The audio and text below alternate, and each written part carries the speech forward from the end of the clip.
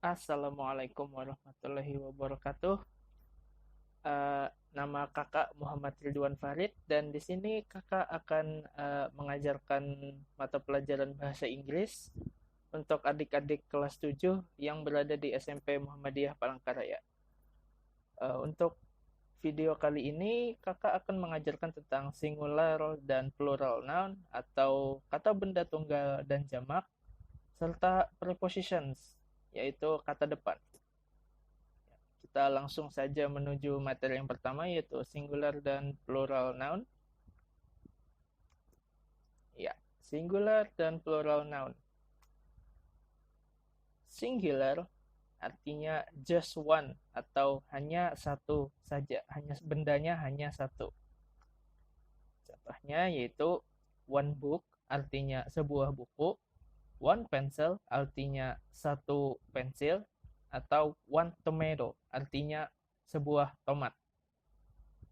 Sedangkan plural itu artinya lebih dari satu atau bisa kita sebut juga jamak, entah dua atau tiga atau empat, intinya lebih dari satu itu dikategorikan sebagai plural noun.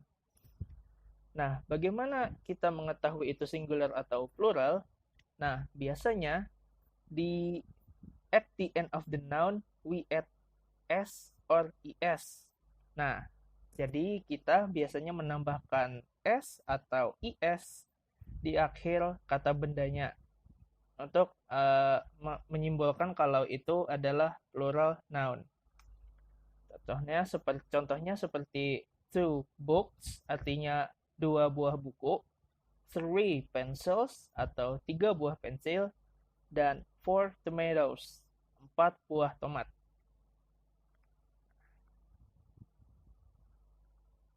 Untuk plural noun ada yang namanya regular dan irregular. Regular artinya itu beraturan, sedangkan irregular artinya tak beraturan. Untuk yang plural noun yang regular atau yang beraturan, kita cukup tambahkan s saja di ujung kata dasarnya untuk menyebutkan bahwa itu plural. Contohnya seperti book jadi books, tinggal kita tambah s. Bag jadi bags, table jadi tables, paper jadi papers, chicken jadi chickens, television jadi televisions, chair jadi chairs, key jadi keys, dan crayon jadi crayons. Itu yang regular. Cukup kita tambahkan s di akhir kata bendanya. Nah, sedangkan untuk yang irregular, tak beraturan, biasanya kita tambahkan is atau bahkan katanya berubah berbeda sama sekali. Contohnya yaitu class menjadi classes, kita tambahkan is di ujungnya. Person menjadi people, ini berubah 180 derajat. Ada leaf yang menjadi leaves, F-nya berubah jadi V dan kita tambahkan is. Ada potato yang jadi potatoes, kita tambahkan is. Mouse menjadi mice, tooth menjadi teeth, child menjadi children, kita tambahkan in, foot menjadi feet, dan body menjadi bodies. Huruf y-nya berubah jadi i dan kita tambahkan is.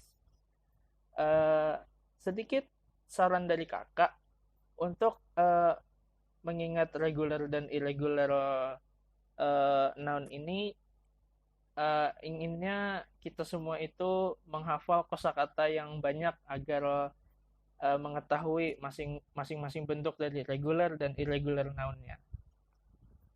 Ya, kita lanjutkan yaitu there is dan there are. Ya, di sini there is kita gunakan untuk singular noun, artinya satu noun saja.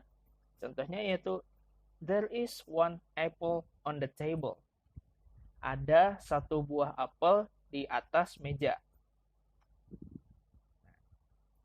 Sedangkan there are digunakan untuk plural noun atau jamak. Contohnya yaitu there are three pencils on the table. Ada tiga buah pensil di atas meja. Nah, berlanjut menjadi these are dan those are. Ya. Kata this biasa kita gunakan untuk plural noun yang berjarak dekat dengan si pembicaranya. Contohnya yaitu these are my book. Ini adalah buku-buku milikku. Kita gunakan this karena menunjukkan kalau buku-buku milikku itu dekat dengan si pembicaranya. Sedangkan those kita gunakan untuk plural noun yang berjarak jauh dengan si pembicara. Contohnya yaitu those are my cats over there. Di sana adalah kucing-kucing milikku. Kucingnya jauh dari si pembicara, jadi kita gunakan those. Sedangkan untuk yang di atas itu these are my book. Ini adalah buku-buku milikku. Jarak bukunya itu berdekatan dengan si pembicara, jadi digunakan this. Nah, kita berlanjut ke preposition atau kata depan. Nah, preposition of place adalah preposition atau kata depan yang digunakan untuk menunjukkan tempat atau posisi. Nah, di sini kakak ada gambar banyak tentang preposition of place. Yang pertama yaitu behind, artinya di belakang. Ini ada kalimat the dogs are behind the postman. Anjingnya berada di belakang tukang pos. Nah, in front of artinya di depan. Ini kita lihat contohnya. The dog is in front of the man. Anjingnya berada di depan orang ini. Next to artinya bersebelahan. Bisa juga kita gunakan beside, yaitu contohnya the dog is next to the bones atau the dog is beside the bones. Nah, sekarang kita berpindah ke between. Artinya di antara. Jadi bisa kita lihat contohnya yaitu the bone is between the two dogs. Tulangnya berada di antara dua anjing ini. Nah, near artinya berdekatan. Above artinya di atas tapi tidak menempel. Below artinya di bawah. In artinya di dalam. Dan on artinya di atas tapi menempel. Nah, ya sekian dari kakak.